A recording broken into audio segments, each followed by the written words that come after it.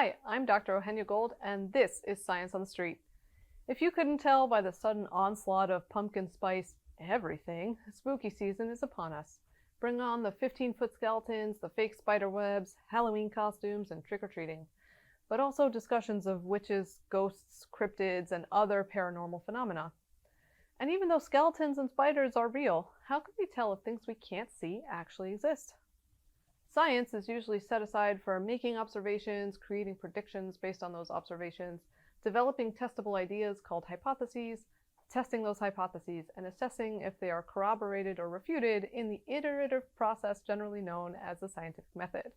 But over time, many areas have incorporated some of these aspects and made it harder to distinguish real science from pseudoscience. So today we'll go through 3 case studies into the occult: astrology, ghosts, and lodestones, and see how information and technology has informed and changed these fields of study. Let's start with astrology. Astrology is the practice of examining the position of the planets and stars to divine information about the events on Earth, especially those concerned with day-to-day occurrences in human lives. This practice has been part of human culture for thousands of years, so much so that it was once thought of in the same vein as medicine and meteorology, fields that are definitely well-supported sciences today. Astrology has been scientifically tested and found no correlation between birth sign and occupation. What sets astrology apart and into the realm of pseudoscience is not its lack of data. Instead, it's a multifaceted problem. First, astrology lacks a mechanism of action for celestial bodies to act on human lives. Second, there are internal inconsistencies, like the meaning of the planets discovered after the development of astrology. And third, the practitioners of astrology have not paid mind to newer ideas that explain these attributes better, like psychology. Continental drift serves as an opposing example. No more squirrels! You'll summon Taylor Swift again by accident. Ah, dang it! Shoot, you get into everything. When Alfred Wegener came up with continental drift, he could not theorize a mechanism that would be capable of moving continents. With no mechanism to support his idea, it was rejected by science as untestable, until seafloor spreading was discovered 50 years later. And with a mechanism in hand, people started accepting the theory. Part of what makes concepts pseudoscientific is the lack of mechanisms of action. Ghosts are a paranormal concept that significant proportions of the population believe in. According to one article from the BBC in 2014, 3/4 of Americans believe in the paranormal. Just take a look at any of the programming lineup on the Discovery or History channels. You were supposed to be the chosen ones. But it's not just those. There have been almost 180 different ghost-related shows since the start of TV programming. Part of the reason why is because, as humans, we do not like believing that the universe is random. We seek to make order of chaos, so we always want to find underlying reasons for random events. If loved ones pass away in tragic circumstances, we seek to find closure and meaning in the loss. Searching for and communing with their ghosts is one way to find that closure. But one thing is emotional support, and another is deeply believing the techniques portrayed on these shows. The tech they use is real, though poor quality. Electromagnetic fields, or EMFs, are real. Anything electronic can generate one. EMF readers exist and can be set off by anything electronic, like cell phones or camera batteries. Ghost hunters use these to sense the presence of lost spirits, but really are measuring coincidental noise. These shows rely heavily on confirmation bias. They find patterns they are seeking in random effects. Sometimes novel technology can turn the once occult into science. Lodestones, for example, were discovered in the 4th and 5th centuries BCE as an attractive force between some stones and metal with no explanation. How do they work? It wasn't until the 1800s that the relationship of electrical currents to these stones was realized, and suddenly our understanding of magnets blossomed. The development of new technologies allowed this mystery to shift from an occult phenomenon to a well-understood force. What was once not able to be observed and considered an inexplicable phenomenon changed into an observable science thanks to advances in technology. TV shows claiming to have found Bigfoot and reading your horoscope every day don't seem like they are harmful. But the divide between science and pseudoscience is less like a casual crack on an ice rink and more like a crack on a frozen lake. It looks small or nearly invisible. On the surface, it's easy enough to jump over. but underneath it's alarmingly and dangerously deep.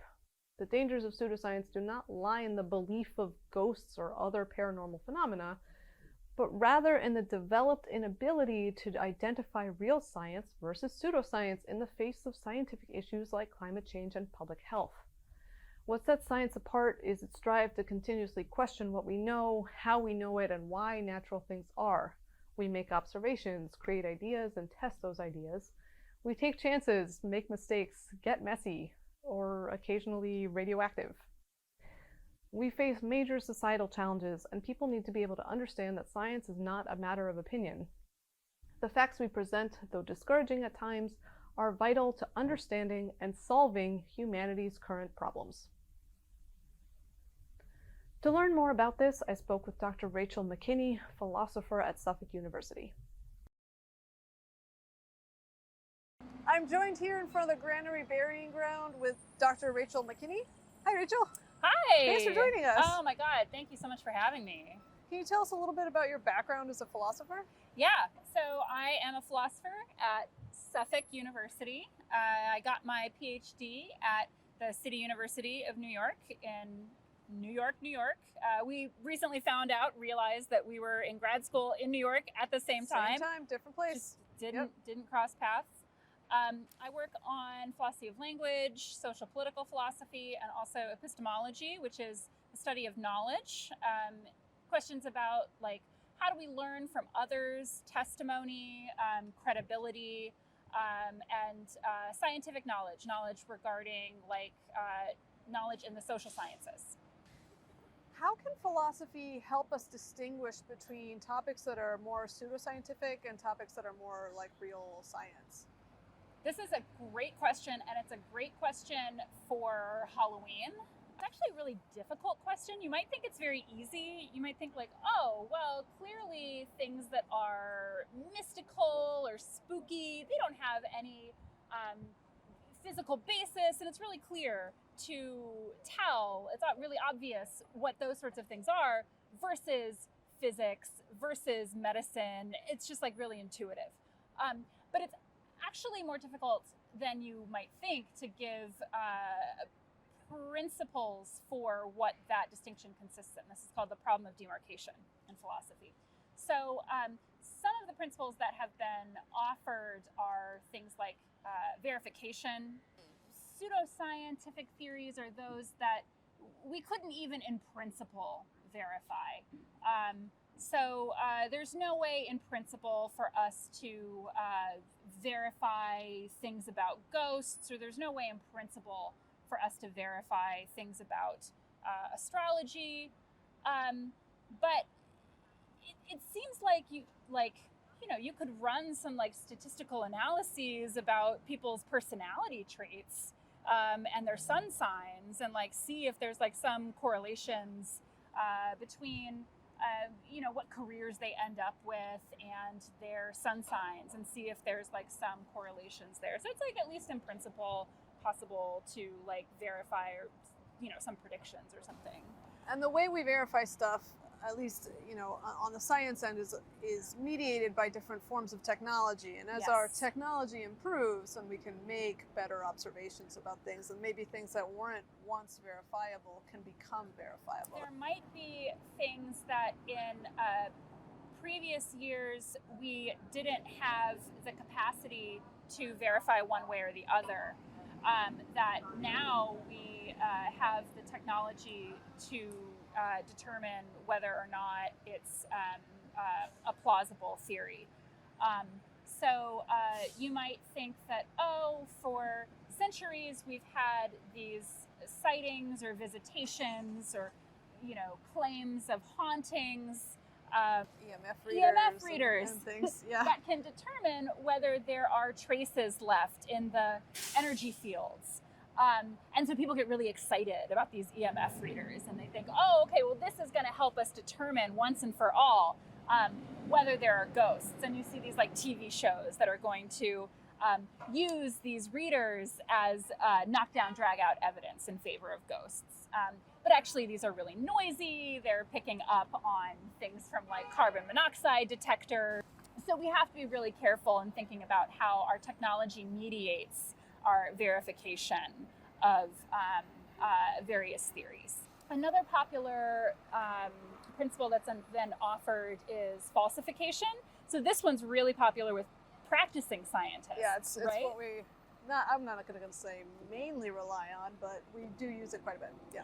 Yeah, so that's the bread and butter for practicing scientists, right? You think, okay, I'm going to develop a hypothesis, and then I'm going to go into the lab or go into the field, and insofar as that hypothesis is falsifiable, that's going to tell me whether or not this is a scientific theory. And if it's not if it's not falsifiable, then it's pseudoscience. It's like nonsense. Another thing you might appeal to is something that has more social, contextual dynamics to it. So you might say something like, well, what we actually need in trying to tell the difference between science and pseudoscience is something about the community of practitioners who are involved in the inquiry itself. So think about the practitioners of astrology or the practitioners of ghost hunting and what those activities involve. What sorts of problems are astrologists in the business of solving? What sorts of problems are ghost hunters in the business of solving? Or what sorts of questions are they in the business of answering? Now, are they going to be in the business of the establishing the best alternate theory of the EMF readings? Or are they going to be in the business of shoring up their interpretation of those EMF readers in terms of like hauntings or whatever? Yeah, so the acceptance of these alternate theories that it might explain these concepts a little bit more accurately. Right. The absence of that behavior would turn something from a science into a pseudoscience. Right, and that is a sociological fact about the community of practitioners. So I think maybe we can see this in Ghostbusters. What's interesting about Ghostbusters is that they have the machinery, right? So they have the machinery, they're doing all these readings, but they seem to be like legitimate scientists too. So they are credentialed, they are engaging in the scientific method in at least some respects. They're not professionally ethical scientists. Like we get some hints that like Peter Venkman like kind of doesn't treat his research subjects in ways that one should treat research subjects. Maybe he's engaged in fraud in some respects with the research subjects. But they are engaged in scientific inquiry in some respect, right? In a lot of respects, yeah. They're making observations, they're validating those observations, or making predictions and testing their ideas. Yeah, so it doesn't seem like they're doing pseudoscience. It seems like they're doing science poorly, maybe? Does that sound right? Yeah, that sounds accurate. So it seems like there's a difference between science, pseudoscience, and bad science. Yeah. Right? So we have like a tripartite distinction there. And so maybe instead of pseudoscientists, we would want to say that the Ghostbusters are like, maybe like cranks or something like that. But then what's so fascinating is they end up getting vindicated at the end. Yeah, completely validated. Yeah, they end up being, it's shown that they're right at the end, right? They end up being validated and vindicated. So it just goes to show that like the social contextual principle of demarcation kind of wins the day, right? Other people also agree. Yeah, the baby agrees. Rachel, thank you so much for joining us. Thank you so much. This was so much fun. We'll see you guys next time on Science on the Street.